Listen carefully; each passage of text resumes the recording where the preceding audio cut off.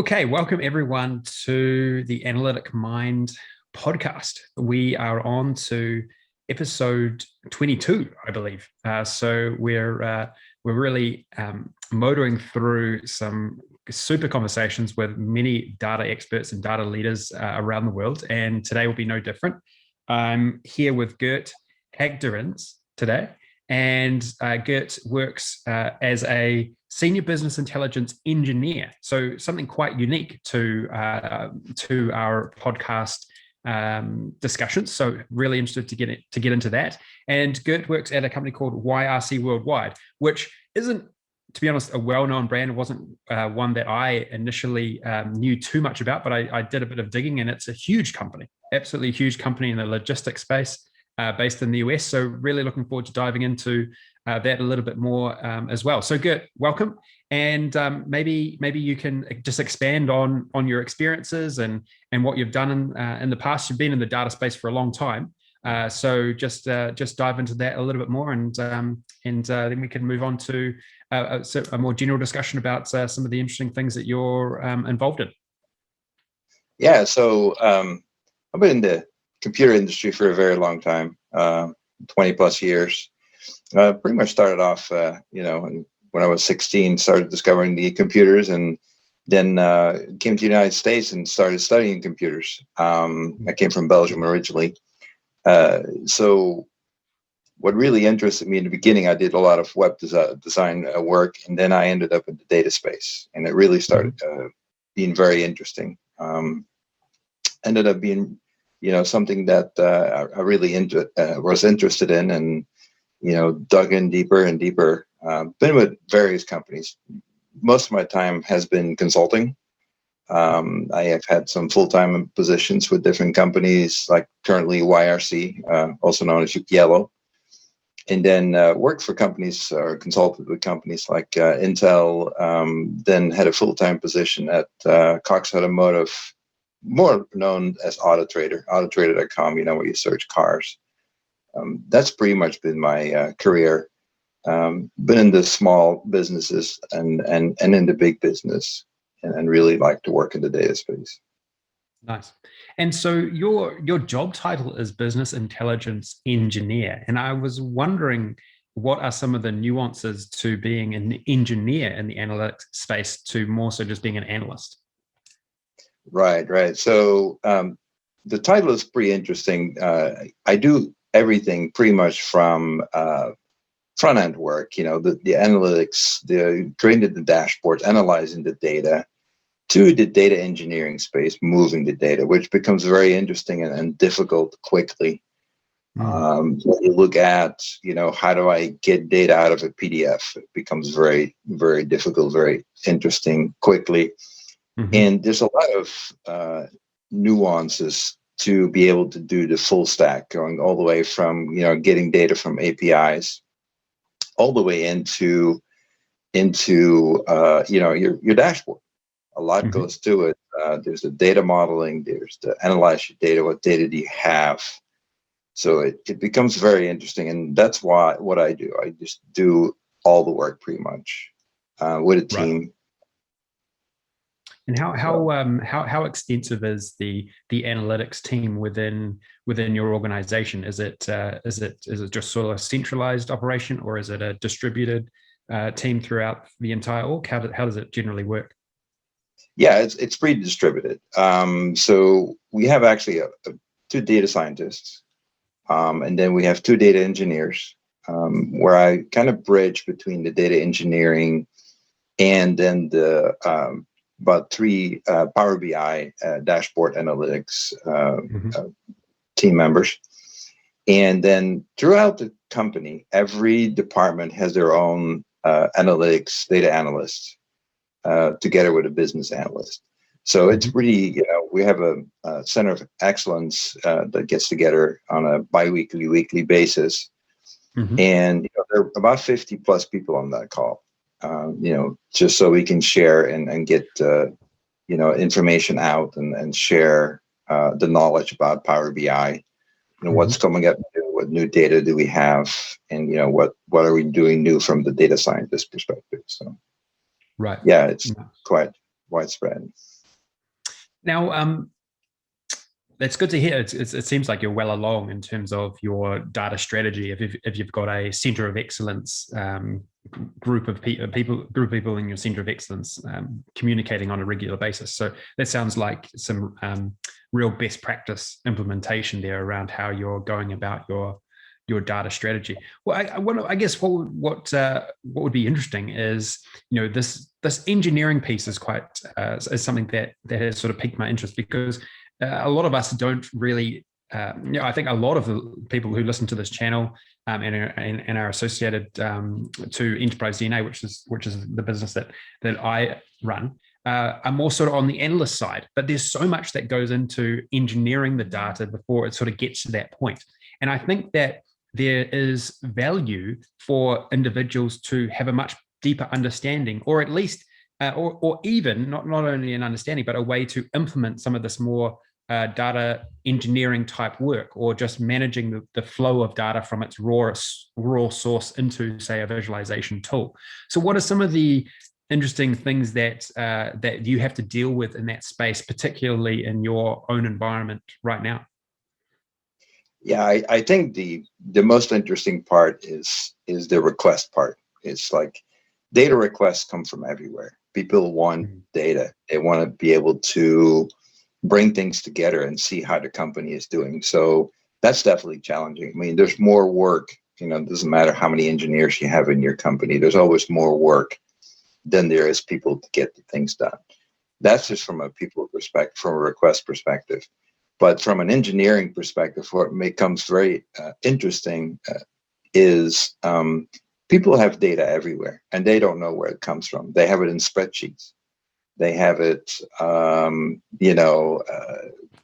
just on raw files.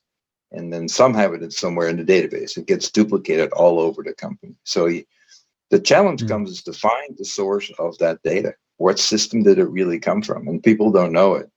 So it's kind of like you go hunting around. It's kind of like an Easter egg hunt at sometimes. And it gets very challenging. There are days where you don't even know where the source comes from. So I think that's definitely challenging. Because I just imagine that a big part of this is actually organizing and planning out where the data comes from and documenting where it comes from, so that you don't have duplicated work across different areas of the business. So is there any tools that you specifically use that help with this data pipeline, data engineering piece? So from the planning to the actual execution to the documentation, is there some good tools out there that can help with that? Yeah, so we actually don't use very complicated tools. We just use Excel. That's I would like to use a better tool. Some data cataloging tools, some data profiling tools. We looked at a bunch of them, but they are quite interesting. I like to have the combination of all of them. Some of them, like Saloni, has a very good, interesting philosophy where they have a marketplace.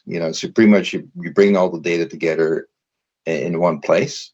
You see what the data lineage is, and then you also can see what data that you have.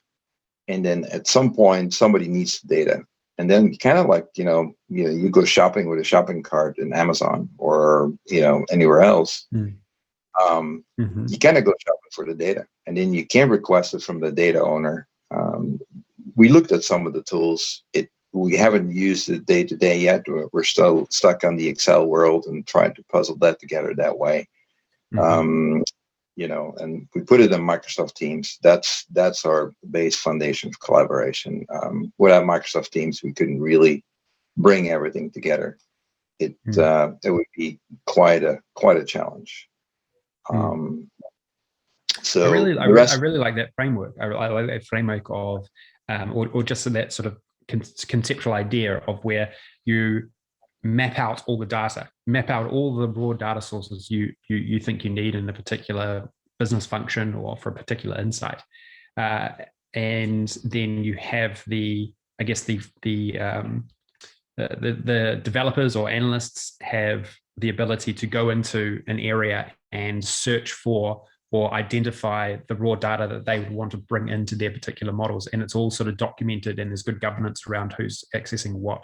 So I think, even if, you can do that in a lot of tools, like you're saying, it sounds like you can do it pretty effectively in Excel if you just document it well. But there's also some sort of, I guess, SaaS tools you can probably use as well, like you mentioned. Yeah. It definitely is the most difficult part, is to find the data and to profile it. One of my philosophies is, if we put a little bit more thought in, the front end of the web development tools or the mobile tools, in collecting the data, but the big thing is the natural keys. How do you glue all this data together, right? It has to come together at some point. And there's a lot of troubles or problems in the engineering part, because the data you don't know how to match it up. And the minute you get matching data up by first name, last name, and an address, now now it becomes complicated, right? So, but if the front end tool would have, thought about creating a key for that, not necessarily, an employee ID, for example, to identify the user, it would become a whole lot easier. So in the industry, what I see, a lot of the troubles or the complexity comes from, one, to be able to acquire the data. API calls are not that difficult, but it can become complex because of security that get mapped around it. The other part is, the format the data comes in. Most of it it's text files, right? It's just comma delimited text files. It's separated by a comma or a pipe. But other ones are the JSON format, the JavaScript notation, which is becoming the semi-structured, quite popular these days. And then, but some of the formats are really in PDF, and then how you start extracting that becomes very challenging to get the data out there. And when a report comes in PDF, people like changing that report at least once a year, and then now all of a sudden the whole process is broken. So yeah, it becomes very challenging. What do you think the best setup is from a, say you're an organization, everyone's got legacy systems, right? And they're all trying to work out, well, how can I best utilize, get the best value out of my investment in new data pipelines, extracting all this unique data from different files, formats, PDF documents, text, so on and so forth. Do you think the best strategy is to place some sort of data lake over the top of what you already have so that you can get all the data just into this one location? Or, do you think there's a better strategy in terms of, building a better foundation to be able to utilize all these new technologies and advanced analytics tools that are out there? Right. I think the new trend that's happening or has been going on for quite a while is the data lakes. Just like you said, it becomes very important to have a data lake where you bring all the data together, and bring it together as raw as possible for a couple of reasons. One, you can replay your data all the time. And what I mean by replay is you can, you start getting the data through the pipeline and start extracting what you need and not more than you need. But then later on, you find out that there's something more in that data, so you can re-extract it again and rewrite your application to get it out there more. That's why the raw data is very important. And you write it to the data lake where you only write it once and you never change it again. So it's kind of like, write it once and read it as many times as you want. The other important thing about a data lake is to make sure that your data scientists can get to it and as raw as possible. They like the data raw. So if you have a data lake, make sure that everybody can take the benefit of it and can get to it. The issue that I've seen is like people try to create their own data lake on premises. And, that's what we currently are doing. We're going to move into an Azure data lake. We looked at the AWS data lake, but data lake in the cloud, we call it the modern data lake, has a couple of advantages. Storage is much cheaper there than it is on site. And also you don't have to worry about, is my data backed up? Is it replicated? You know, it's much easier to configure. You know, these cloud providers have really a nice setup to archive the data in different tiers. So you can kind of dump everything in there, because if you have a data lake on premises, you're kind of afraid that you're going to run out of disk space. I mean, everybody kind of is, because, you know, data becomes big quickly. And so to have one in the cloud is quite very important to do. We like Azure Blob Storage. It's it's kind of comparable to S3, and that storage is compared to anything else like a database or anything else. It's very cheap. Yeah, I think one of the benefits, and this has always been the case with cloud, is the scalability, just the ability to scale what you're doing, and to do it so efficiently. And I'm sort of seeing this across what I think there was always, you know, the promise of cloud, but there was always the security concerns. But everyone seems to be slowly getting over that, which is a real positive. And I think it's not only scale in storage, but it seems like it's scale in terms of your just data analysis implementations. You know, because you can you can bring the cloud-based visualization tools, you can plug in cloud-based machine learning tools, you know, and so on and so forth. Everything's becoming right.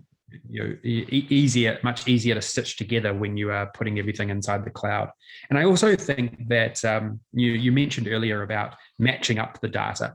And one thing that I've certainly come to the conclusion of is that if you can get everything into a centralized data lake in the cloud, well, you know, from different systems, well, it makes it easier to identify, okay, how are we going to link up these with the right keys? Because you might have data that is coming in from your call center that needs to match up with your logistics data. And these are all different legacy systems. They don't have the same codes, but if you can get them into a centralized place, I think it's going to be a much easier task to actually work out and implement a consistent enterprise data model, if you like. Right. That seems to really be the conclusion that I have come to. And then you just think about the expansion in terms of data.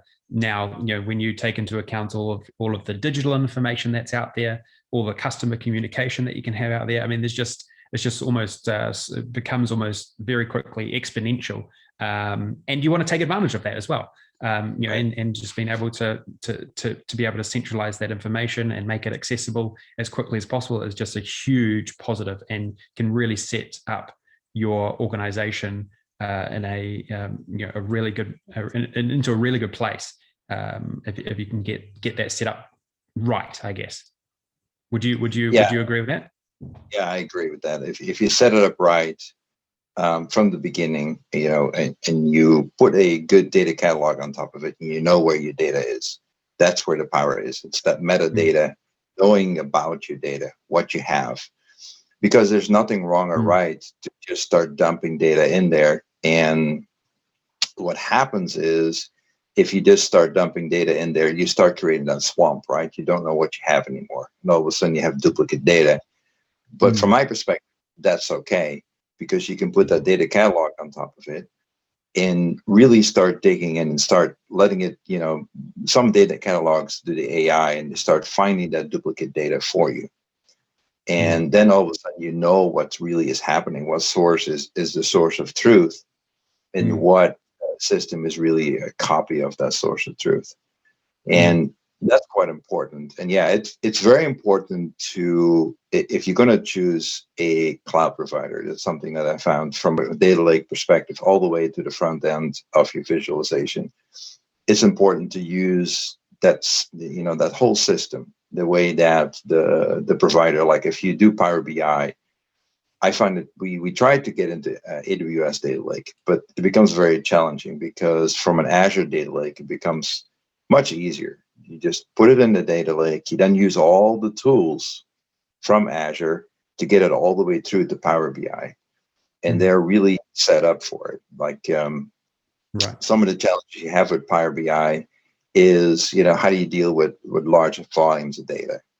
Anytime over 5 million records, things start slowing down if you're not careful with Power BI, even if you have a premium subscription. And so if you can use that Azure Analytics platform on top of it, the SSAS, in the cloud, then it becomes a whole lot easier. And also your Power BI users are used to using that DAX. So there's just a little bit of a shift to take the power that Power BI doesn't have into the analytics. And then, moving backwards closer to the data lake, you can use that, more powerful data warehouse engine that Azure has. And you can start using the pipeline to push things through. Azure tools aren't the easiest. I found that there are third-party SaaS tools out there that make things much easier, like Matillion. We looked at Matillion and trying to onboard that because it really lays on top of more on Snowflake, but it also lays on top of Synapses, the SQL data warehouse technology.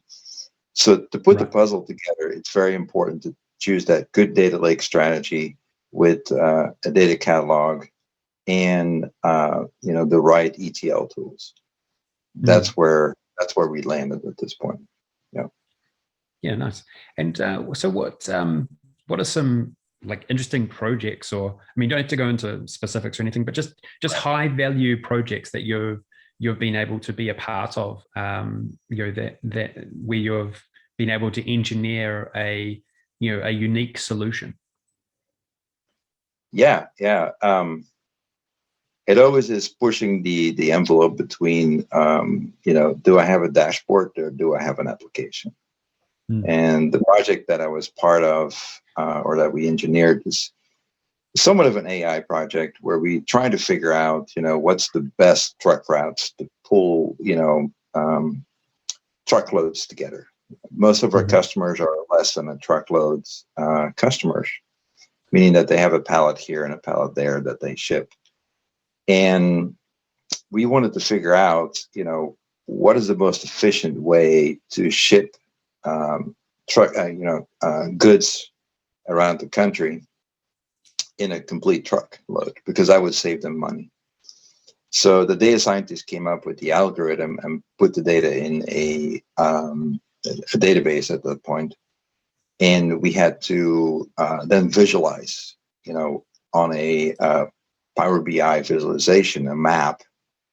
What does it really look like? Where do we pulling these truckloads, together, so that they can go, across the country in one truck rather than, one pallet on 50 different trucks. And to be able to pull that together with the Power BI visualization, I did it with a route map.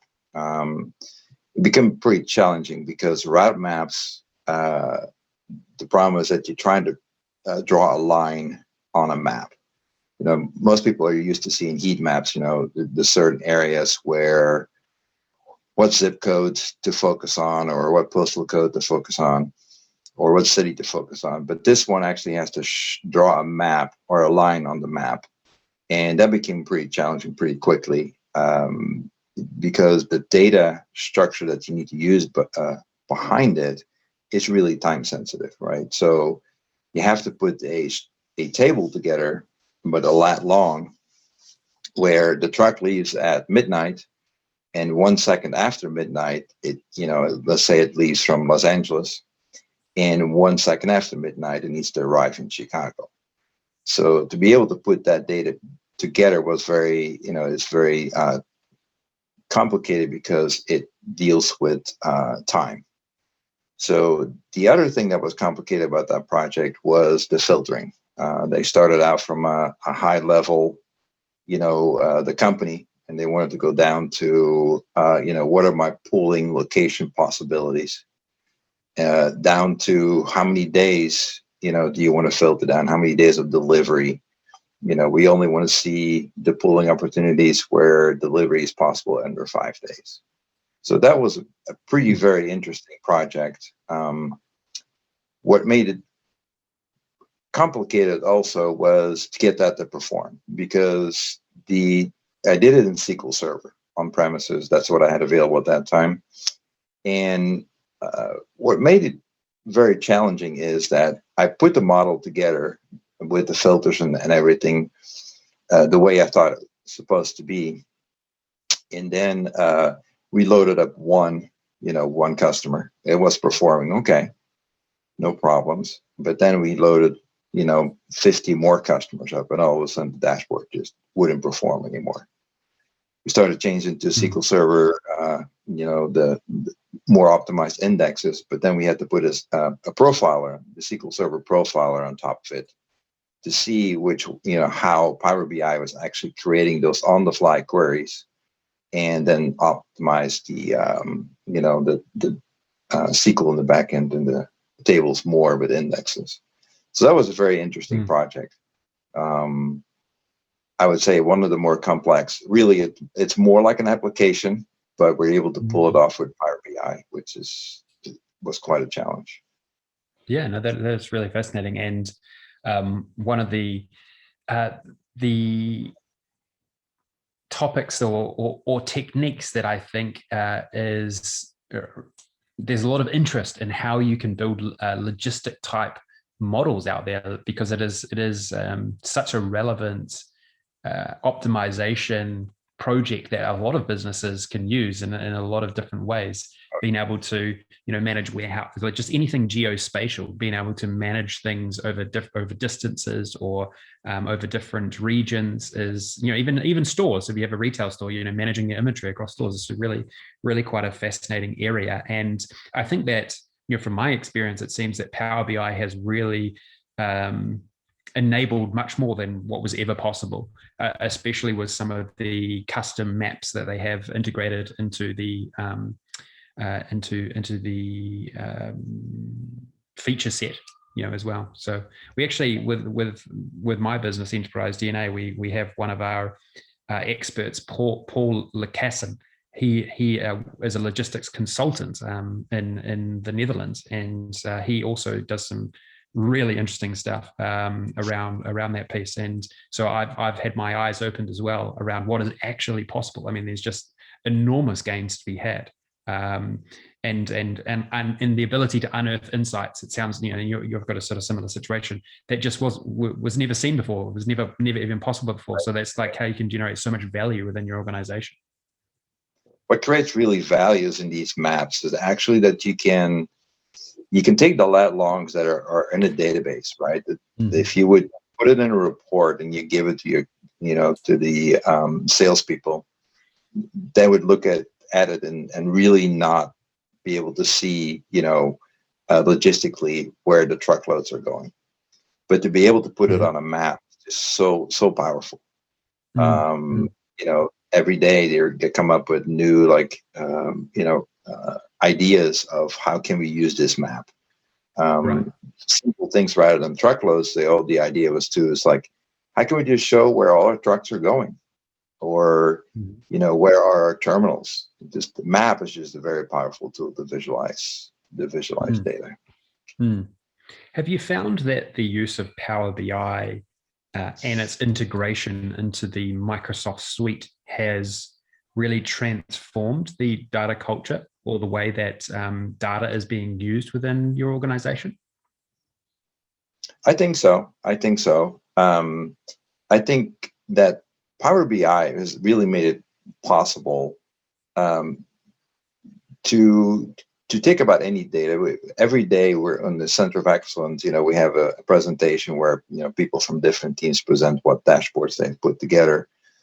And some of the things that people are doing is just like, wow, this is really, really amazing how they are able to do dashboards, and then including the Microsoft Power Apps, be able to use no code or low code data entry tools that then go into SharePoint lists and be able to pull that all the way through. It really offloads a lot of work from my end, from the data engineering perspective. I think Microsoft has really made it possible that anybody can pretty much do it. That's what I've seen. And the data visualization that's possible within Power BI is really limited to the imagination. At some point, on the search to a good route map, I was able to start writing my own plugin and start exploring that because I couldn't find one. Finally, I did find one. But so it's pretty easy too for a programmer just to, who knows some JavaScript, they name it TypeScript and Power BI, to actually write their own plugin and just imagine any visualization. If you know some website development, pretty much it's possible to do, and it's pretty simple. They use a D3 graphics implementation, and so it becomes rather simple, I think. Mm-hmm. And how have you found executive sponsorship of data initiatives once Power BI has been used as a, and has been demoed and is showcase value? Like, do you get this snowball effect, this flywheel effect of the more you utilize these visualization tools and you put quality data applications in front of managers and executives, etc., that you're getting much greater buy-in and sponsorship and what can be done and what should be done in the future? Yeah, that's what happens. It's pretty slow in the beginning. People like to stay with their Excel. I mean, I call Excel the #1 BI tool out there. And obviously, the way Microsoft started putting Power Query in Excel and then migrated to Power BI, it was a pretty smart move from Microsoft itself. But so people like to stay with Excel, and they just like to, they got entire applications written in Excel, and then to be able to move them into a Power BI space just becomes very challenging to convince them. And once they see how easy it is to transition from Microsoft Excel into Power BI, it's just a matter of helping them along a little bit to get that Excel spreadsheet, into Power BI, because then they see that, oh, I don't have to email the Excel spreadsheet anymore. I can just, share it in Power BI. The challenging point comes is that they getting these data in the Excel spreadsheets from different places, and then we have to go hunt down, back to the same circle that we talked about before. How do we get that data into Power BI so they can use it? That's the challenging point. So most people are ready to use Power BI. It is just how do they get the data they have in Excel into Power BI? And some people just start importing their Excel spreadsheet, and then it becomes a complete mess because you don't know what data is in your Power BI space, or then you get duplicate data in your Power BI space, and that's what we find to be challenging too. But coming back to your question of the sponsorship of the executives, they're really the ones that want, people to start using Power BI rather than emailing around these Excel spreadsheets. It's just the fact that, you have only so much hours in a day for these people to convert these Excel spreadsheets into Power BI. And so it's a massive undertaking to move things into Power BI. But yeah, executives want things in Power BI because then all data is in one central place, coming through the data lake, and that your data is good. That's a big point about data is if your data is bad, you're going to get bad insights. And that's a dangerous point, right? And so if you get it through the data lake and you clean it properly and you know what data that you have, and the term certified data is a new term that I learned. You can say my data is good, and you can certify it, and an executive or a data steward actually says, yeah, that data looks good and has been validated and data quality assessed. Then that's a big step ahead, rather than people just taking their Excel spreadsheets and importing the data that way. That's what I've seen. Yeah, no, I like that. I like those ideas, and I like the concept of certified data, certified reports as well as another one. There's all the ability to prototype these days is so easy and can be done so quickly that it's Right. I've learned that you don't want to hold people back from doing that. But again, you do want to have the certified layer of reports that everyone says, almost sort of gives it the rubber stamp, the stamp of approval, and sort of says, okay, this has been certified. But everyone can still have a play around and practice, writing formulas and doing some analysis and trying to find something interesting. But then once you actually want to put that into production, you have to then go and get it sort of audited or certified, and make sure that it sort of aligns with the overall reporting plan or reporting strategy within a business function. What do you think about the state of data literacy out there in the general population of organizations, or even your own organization? Is there because there's always a lot more consumers of data than there is analysts in a lot of cases, and so how do you see the lens? What do you see in your environment, and how can it be improved? Like, how can you increase the data literacy quickly within organizations, improve it in a meaningful way? Right. Yeah, those are the two challenges really that we're hammering on here. One is, where's the data source? Where's the really source of truth, right? But the other part is like, what does the data mean? And that's another very difficult part. YRC, or Yellow, exists out of 5 different companies that came together. And so they're finally becoming one company. And so what we're seeing is that a term that means one thing in one company can mean a little bit different in another company. And so although you're trying to bring that data together in one data lake, the data doesn't mean the same thing. Not only does it not look the same, a terminal code where a truck actually comes to unload and load the trailer. That terminal code is not the same for all these 4 different companies, but some of the terminologies mean a little bit different too. And so it becomes very challenging to glue that data together to create one report so you can see what's going on across your organization and be able to filter that down. And so the strategy we're going to take here is that Azure or Microsoft itself also has I call it a minimal data catalog available.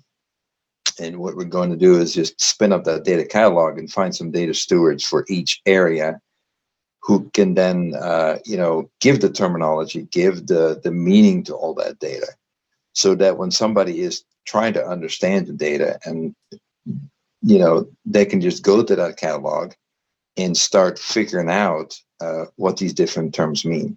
And again, the metadata that lays on top of your data is actually, more important to me than the actual data. The actual data is going to paint the picture, but knowing what data you have is really going to qualify and see if the data that you have is really what you want, and be able to get people on the same page, what things mean.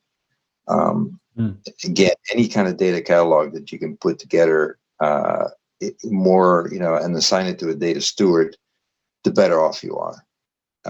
It will be able to get your data quality better, your certifications of your data better. You know who to talk to. You're not going set up meetings after meeting, finding out that you have people in the meeting, and then still you forgot to invite somebody because that person really knows what the data means, and then you have to set up another meeting. So it's kind of time waste if somebody just go in and start putting information in the data catalog. Then you could get kind of better home into, what kind of meetings you need to have and which person needs to be involved in the meeting to understand what things mean. So that's what I've seen across the organization. Things just get, it's hard to find people. It's hard to find data sources. Mm. Yeah, you're actually dealing with quite a unique situation, aren't you? Where you've got a range of different businesses all coming together, Mhm. and I remember having this conversation in an earlier episode where, in a lot of cases, your businesses are being acquired for their data assets, or the data piece is such a core value driver in bringing businesses together. And it seems like you're in a similar situation in that regard.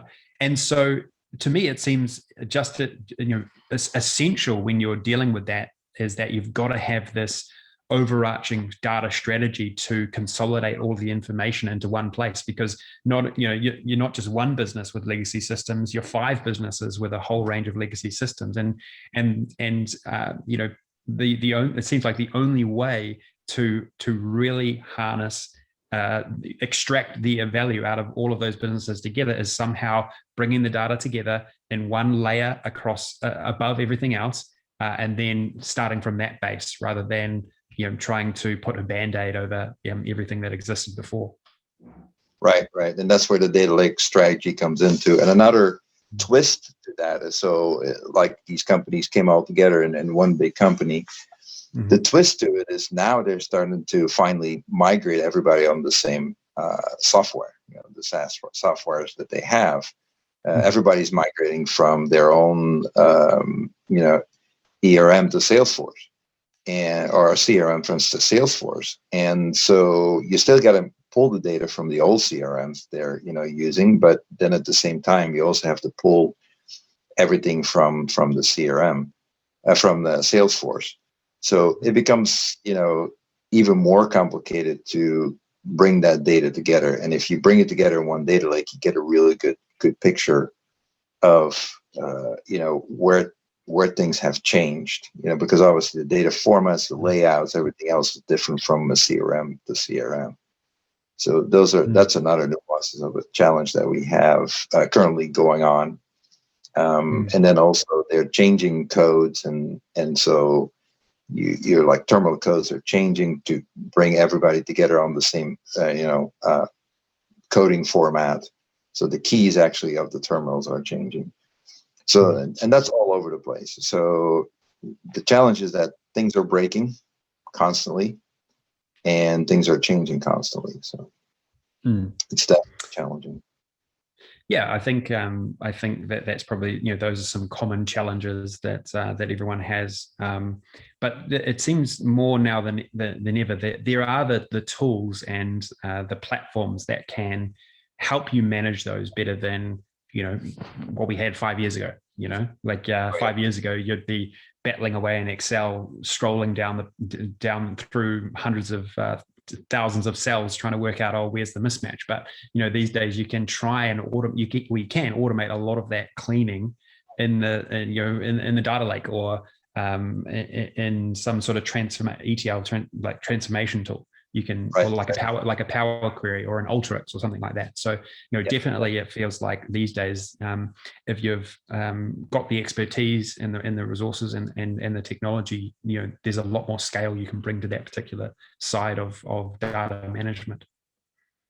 Yeah, it is, and these days we're also adding AI to it. If we are trying to match up people by name, an address, it used to be very difficult to do.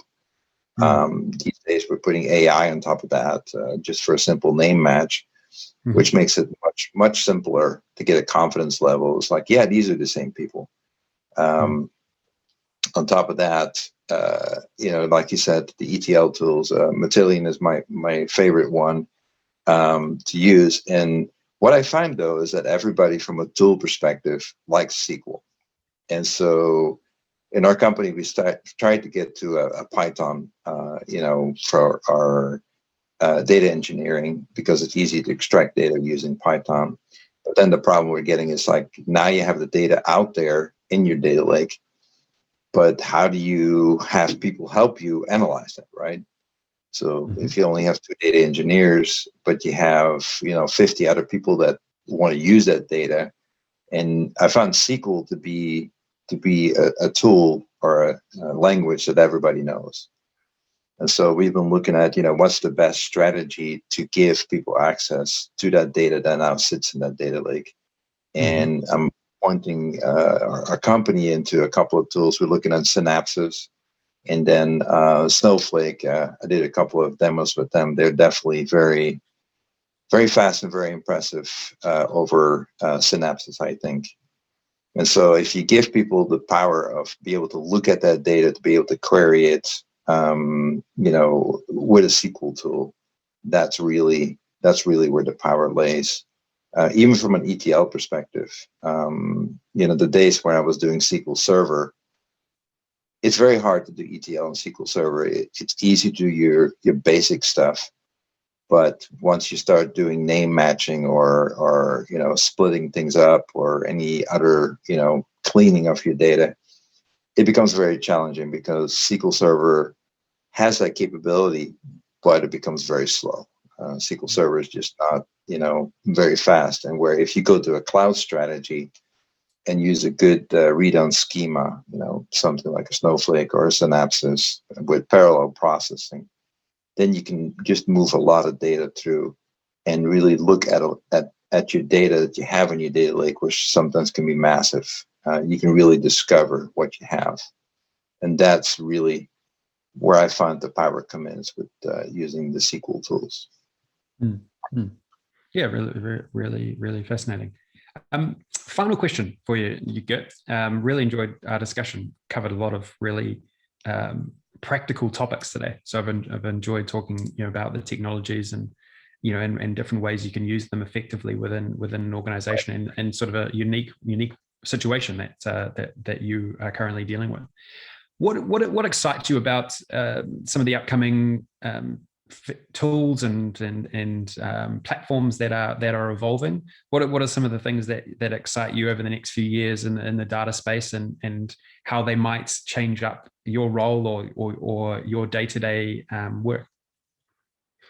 Yeah, like I said before, I think the one tool that excites me a lot is Snowflake. I know it's it's out there. Because just the near speed at which they can move data through, and the fact that they can spin, your servers up and down, that your compute in essence, because the whole game about the cloud is separate your storage from your compute, just for cost perspective, because storage is cheap, compute is expensive.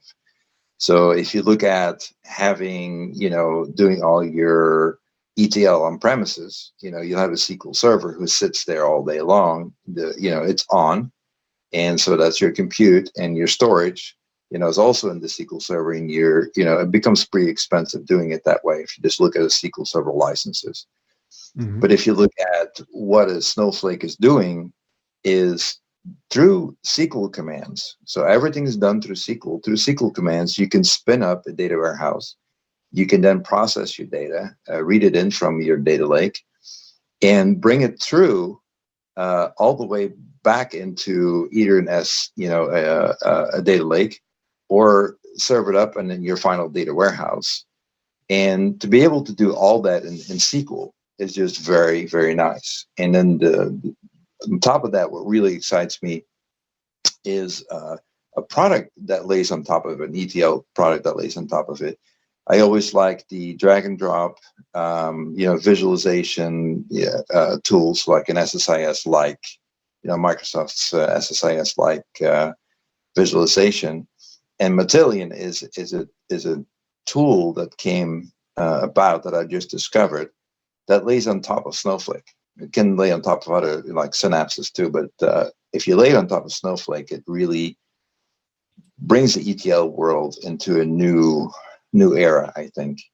On top of that, what also excites me is the sharing of data, a whole new concept that I've seen.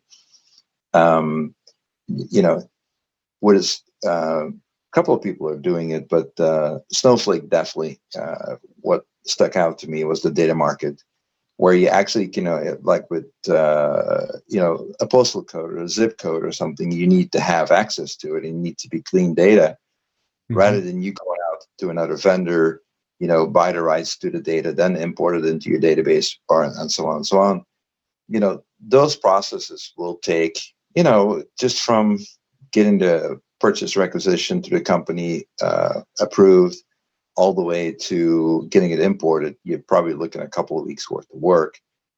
And with the data market from Snowflake, you just have to have a bill approved by your company, and then pretty much, once that's done, and some of these are expensive, some are not expensive, but once approved, the data just flows completely through into your database. So now you can stitch that data together. That I find it really powerful to be able to do that. And Matillion itself, what really excites about that tool is I always look at a code first tool. At our current company, we're using Airflow, which is a Python-based open source from Apache. And what code first means is that everything can go into a Git repository. And once your code is in a Git repository, you can see what changed. And once you can see what changed, then if something broke, you can kind of go look at it and figure out, when did I break it? How did I break it? And once you can figure out what you broke and how you broke it, it's much easier to fix. Or you can even roll back. Let's say you released a new piece of code that you thought was good, but you find out that you broke everything. You can just roll back with the Git repository. Those are really the tools that are really exciting to me from a data engineering perspective, and they're going to change everything around. The one thing that I haven't seen with Snowflake in depth is the adoption of AI into their pipeline. So I hope that will come down the pipeline. But if you look overall at ETL, it's a very manual process. It's very time consuming. And anytime you don't have to write code and you can just reuse libraries, like in Matillion, they have a community share, they call it crowdsourcing. You can, if you need a solution to a problem, you go there and you look at, has somebody else done this before? And if they have done it, you can just import that piece of code into your pipeline. And pretty much you don't have to write, all that complicated stuff. And you can just move the data through. So the more you can focus on, what does my data look like? Does it look clean? And, how do I solve my problems to get it clean? The better off you are. The less time you spend programming, the more time you look at data, the more data you can acquire and the better your data is. Those are the things that really excite me. Yeah, no, I love all those points. And one of the thing that sort of sticks out to me is if you broke all of the pieces apart of like what it takes to build a data solution or data application from start to finish, there's so many different, like everything's being optimized, everything's being made quicker. From the raw, extracting raw data, cleaning it, transforming it, loading it into these visualization tools. The actual visualizations you can create. You can create so much quicker. Then tag on some machine learning and AI off the back of that. Every part of the stack is seeing a lot of investment and a lot of optimization. And I think you're exactly right. Like there's the scalability of all of these efforts is just going to be so much greater than even it is now in a few years' time. There's no sort of doubt in my mind. Yeah, I think so too. And, a big thing that I've been trying to go after is try to solve your problems quickly. What I see a lot of times happening is that people like their data perfect, right? And analysts sit there and then wait for a couple of weeks before they can get their data. What I like to do is just give them a little sample of the data, just land it one time, have them look at it and see what they really need and see that's what they need.